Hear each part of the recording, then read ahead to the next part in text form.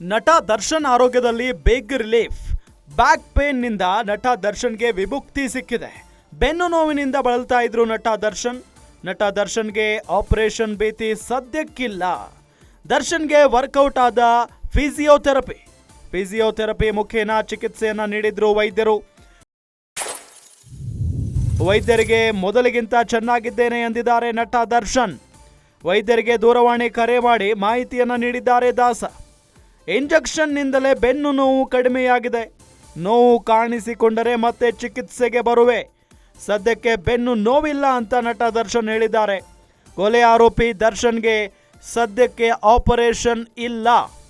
ಗಮನಿಸ್ತಾ ಇದ್ವಿ, ಚಿತ್ರದುರ್ಗದ ರೇಣುಕಾ ಸ್ವಾಮಿ ಕೊಲೆ ಪ್ರಕರಣಕ್ಕೆ ಸಂಬಂಧಪಟ್ಟಂತೆ ನಟ ದರ್ಶನ್ ಅವರನ್ನ ಅರೆಸ್ಟ್ ಮಾಡಲಾಗಿತ್ತು. ಮೊದಲಿಗೆ ಪರಪ್ಪನ ಅಗ್ರಹಾರದಲ್ಲಿರಿಸಲಾಗಿತ್ತು. ಅದರ ನಂತರ ಅವರನ್ನ ಬಳ್ಳಾರಿಯ ಕಾರಾಗೃಹಕ್ಕೆ ಶಿಫ್ಟ್ ಮಾಡಲಾಗಿತ್ತು.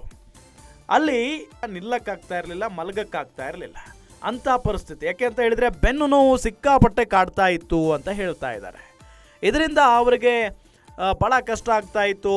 ಅವರನ್ನು ಜೈಲಿನಲ್ಲಿ ಟ್ರೀಟ್ಮೆಂಟ್ ಕೂಡ ನೀಡಲಾಗ್ತಾ ಇತ್ತು ದರ್ಶನ್ ಅವರಿಗೆ. ಆದರೂ ಕೂಡ ಕಡಿಮೆ ಆಗಿರಲಿಲ್ಲ ಬೆನ್ನು ನೋವು.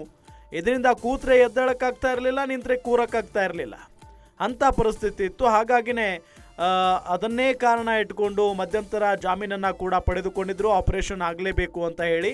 ಅದಾದ ನಂತರ ಫಿಸಿಯೋಥೆರಪಿ ಮುಖೇನಾನೇ ಅವರಿಗೆ ಗುಣ ಮಾಡಬಹುದು ಅಂತ ಹೇಳಿ ವೈದ್ಯರು ಹೇಳಿದರು. ಅದರಂತೆ ಈಗ ಫಿಸಿಯೋಥೆರಪಿ ವರ್ಕೌಟ್ ಆಗಿದೆ.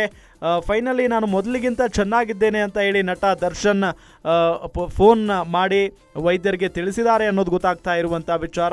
ಇಂಜೆಕ್ಷನ್ನಿಂದಲೇ ಬೆನ್ನು ನೋವು ಕಡಿಮೆಯಾಗಿದೆ. ನೋವು ಕಾಣಿಸಿಕೊಂಡ್ರೆ ಮತ್ತೆ ಚಿಕಿತ್ಸೆಗೆ ಬರ್ತೀನಿ. ಸದ್ಯಕ್ಕೆ ಬೆನ್ನು ನೋವು ಏನೂ ಇಲ್ಲ ಅಂತ ಹೇಳಿ ನಟ ದರ್ಶನ್ ಹೇಳಿದಾರಂತೆ. ಇದೆಲ್ಲದರ ನಡುವೆ ಇದು ನಿಜಕ್ಕೂ ಕೂಡ ದರ್ಶನ್ ಅವರ ಫ್ಯಾನ್ಸ್ಗೆ ಮತ್ತು ದರ್ಶನ್ ಅವರ ಸಿನಿಮಾ ನಿರ್ದೇಶಕರಿಗೆ, ನಿರ್ಮಾಪಕರಿಗೆ ಒಳ್ಳೆಯ ಸುದ್ದಿ. ಯಾಕೆ ಅಂತ ಹೇಳಿದರೆ ಈಗ ಡೆವಿಲ್ ಸಿನಿಮಾ ಅರ್ಧಕ್ಕೆ ನಿಂತಿರೋದು. ಹಾಗಾಗಿ ಸಿನಿಮಾ ಶೂಟಿಂಗ್ ಆರಂಭ ಆಗುವ ನಿರೀಕ್ಷೆಯೂ ಕೂಡ ಇದೆ. ಅವರ ಅಭಿಮಾನಿಗಳು ಕೂಡ ಕಾದು ಕೂತಿದ್ದಾರೆ ದರ್ಶನ್ ಅವರ ಸಿನಿಮಾ ಯಾವಾಗ ಬರುತ್ತೆ ಥಿಯೇಟರ್ಗೆ ಅಂತ ಹೇಳಿ. ಹಾಗಾಗಿ ಅವರು ಫಿಟ್ ಆ್ಯಂಡ್ ಫೈನ್ ಆಗಿದ್ದರೆ ಖಂಡಿತವಾಗಿಯೂ ಕೂಡ ಸಿನಿಮಾಗೆ ಹೋಗ್ತಾರೆ ಅಥವಾ ಚಿತ್ರೀಕರಣದಲ್ಲಿ ಭಾಗಿಯಾಗ್ತಾರೆ ಅನ್ನೋದು ನಿರೀಕ್ಷೆ ಇದೆ. ಕಾದು ನೋಡೋಣ ಏನಾಗುತ್ತೆ ಅಂತ ಹೇಳಿ.